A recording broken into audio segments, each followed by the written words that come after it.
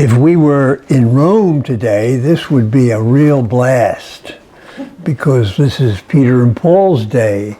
The patrons of the city of Rome, the big statues in front of St. Peter's Basilica. Sometimes we can get lost in the grandeur of all this. But let's remember who we're talking about. Peter was a fisherman. He was scrounging a living out of the Sea of Galilee when Jesus called him. Paul was a tent maker. Tents were made out of animal skins. It was a stinky job. These were not big-time individuals that Jesus called to lead his community and to spread the good news after he had ascended to the rest of the non-Jewish world. Both of them turned on Christ or turned away from Christ. You know, Jesus said to Peter, he told him what's going to happen. You know, if I keep preaching like this, they're going to kill me. Peter said, oh no, that'll never happen to you. You know, what did Jesus say? Get out of my sight. Get out of my sight. Get behind me so I can't see you. And of course, Paul, even as a teenager, was holding the garments of the people who were stoning to death the first Christian martyr, Stephen.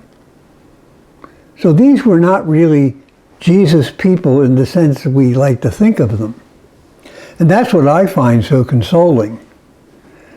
Because all of us disciples of Christ, although we are called to devotion and to love for Jesus and to be faithful to him and to his teaching and to the new life that he has given us, we all know that we fall short of that occasionally, maybe very often. But the interesting thing about these two people, even though they denied Christ, he came to them subsequently and drew them back to himself. Remember, after the resurrection, Jesus takes Peter out and says to him, do you love me more than these? Same part of the episode we heard today. Peter, of course, then fessed up and said he was sorry for denying Jesus, and Jesus took him back into his new life. And the same happened to Paul. Paul did not have the initiative to go to Jesus. Jesus took the initiative to go to Paul. On his way to Damascus to throw Christians in jail, he encounters Paul, so that Paul then turns to Christ and becomes the great preacher of the non-Jewish world.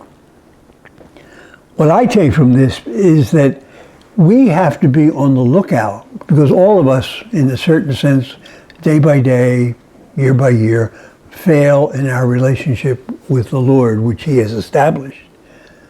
But we have to be on the lookout for those times when Jesus comes to encounter us in the same way he encountered Peter and Paul. Jesus always takes the initiative, no matter how bad our sins are, no matter how we have failed in life, no matter how down we are on ourselves, no matter how unprofitable servants we have become. Jesus always takes the initiative and comes to us to reestablish or build up the relationship we have with him and through him to the Father. Jesus always takes the initiative. After the example of Peter and Paul, let's keep our eyes open. You never know when or where or how Jesus is going to encounter you and ask you, who do you say that I am?